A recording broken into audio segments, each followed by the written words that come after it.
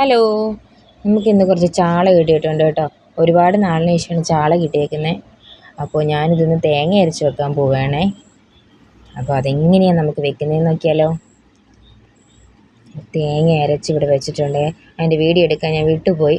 അപ്പോൾ തേങ്ങ എന്തൊക്കെ ചേർത്ത് അരയ്ക്കുകയെന്ന് വെച്ചാൽ കുറച്ച് തേങ്ങ, 2 ചുമന്നുള്ളി, 2 സ്പൂൺ കാശ്മീരി മുളക് പൊടി, 2.5 സ്പൂൺ മല്ലിപ്പൊടി, കുറച്ച് ഉലുവ, ഇതെല്ലാം കൂടി നല്ലപോലെ അരച്ചെടുക്കണം. എന്നിട്ട് ചട്ടിക്കകത്തോട്ട് ഒഴിച്ചിട്ട് തക്കാളി, പച്ചമുളക്, കുറച്ച് കറിവേപ്പില, പിന്നെ കുടംപുളി ഇടുന്നുണ്ട് കേട്ടോ കൂടെ. അപ്പോൾ ഇതെല്ലാം കൂടി ഇട്ടിട്ടാണ് നമ്മളിന്ന് തേങ്ങ അരച്ച് മീൻകറി വെക്കുന്നത്. അപ്പോൾ ഇത് പുളിമുളം വെക്കുന്നവരും കൂടെ ഉണ്ട്. പുളിമുളം വെക്കുന്നത് നല്ല ടേസ്റ്റാണ്. ഇവിടെ നമുക്ക് കുറേ നാളിന് ശേഷമാണ് ചാള കിട്ടിയതുകൊണ്ടാണ് നമ്മളിന്ന് തേങ്ങ അരച്ച് വെച്ചത് കേട്ടോ. ഇത് നല്ല ടേസ്റ്റാണ്.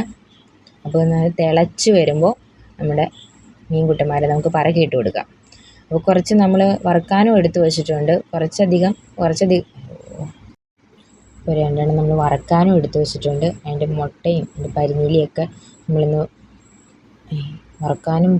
വറുക്കുന്നുണ്ട് കേട്ടോ. അപ്പോൾ നന്നായിട്ട് ഇത് തിളച്ച് മീൻകറി തിളച്ച് കുറുകി പറ്റി വരണം. വന്നു കഴിയുമ്പോൾ കുറച്ച് കടുവൊക്കെ വറുത്തിട്ടാലും നല്ലതാണ് കേട്ടോ. അപ്പോൾ നന്നായിട്ട് തിളച്ച് പറ്റി കുറുകി വരട്ടെ. അതുവരെ നമുക്കൊന്ന് വെയിറ്റ് ചെയ്യാം. അപ്പോഴത്തേക്ക് നമ്മളിവിടെ വറുക്കാൻ എടുത്ത് വെച്ചിട്ടുള്ള മീൻ നോക്കാം. മീൻ മുട്ടയൊക്കെ ഉണ്ട് കേട്ടോ. അപ്പോൾ അതിനകത്ത് മുളക് പൊടി, മല്ലിപ്പൊടി, ശകലം മഞ്ഞൾപ്പൊടി, കുറച്ച് ഉലുവ എല്ലാം കൂടി ഒന്ന് മിക്സ് ചെയ്ത് വെച്ചേക്കുന്നതാണ്. ചട്ടിയിലേക്ക് എണ്ണ ഒഴിച്ച് മീനും പറക്കിയിട്ട് അതിൻ്റെ മുട്ടയൊക്കെ പറക്കിയിട്ടിട്ട് നമുക്ക് നല്ല പോലെ വറുത്തെടുക്കാം. നല്ല ടേസ്റ്റാണ് കേട്ടോ. കുറച്ച് കറിവേപ്പിലയൊക്കെ തൂക്കി കൊടുക്കുന്നുണ്ട്.